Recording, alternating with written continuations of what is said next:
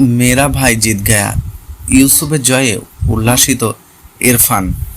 ভারতের লোকসভা নির্বাচনেই হয়েছেন দেশের দুই বিশ্বকাপ জয়ী ক্রিকেটার।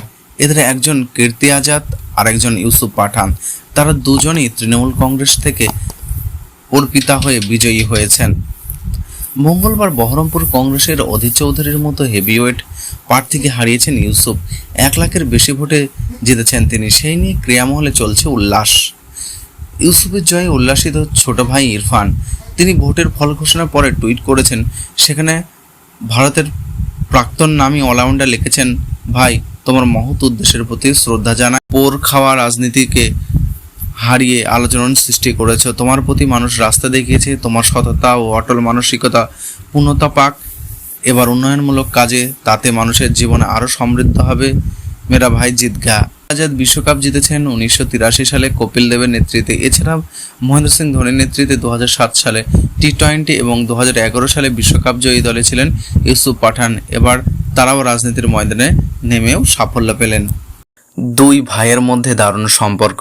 একে অপরের পাশাপাশি থাকলেও সব সময় খুনসুটি লেগেই রয়েছে। সেই বড় ভাই যখন জিতে যায় সেই সময় উল্লাসে গা ভাসায় ইউসুফ পাঠান। মঙ্গলবার বহরমপুরে কংগ্রেসের অধীর চৌধুরীর মতো হেভিওয়েট প্রার্থীকে হারিয়েছেন ইউসুফ 1 লাখেরও বেশি ভোটে। সেই নিয়ে ক্রীড়ামহলে উল্লাস। নয়া সংসদ হতে চলেছে 41 বছরের ভারতের প্রাক্তন সদস্য। ইউসুফের জয়ে উল্লাসিত ইরফান। তিনি ভোটের ফল ঘোষণার পরে টুইট করেছেন। সেখানে ভারতের প্রাক্তন নামী অলরাউন্ডার লিখেছেন, ভাই তোমার মহৎ উদ্দেশ্যের প্রতি শ্রদ্ধা জানাই। তুমি পোড়া খাওয়া রাজনীতিবিদকে হারিয়ে আলোড়ন সৃষ্টি করেছ। তোমার প্রতি মানুষ রাস্তা দেখিয়েছে। তোমার সততা ও অটল মানসিকতা পূর্ণতা পাক এবং উন্নয়নমূলক কাজে, তাতে মানুষের জীবন আরও সমৃদ্ধ হবে।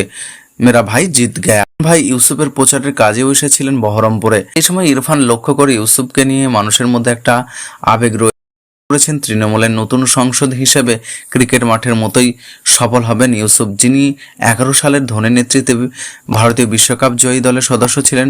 মাঠের মতোই রাজনীতিতেও বাজিমাত করলেন রবদার এই তারকা।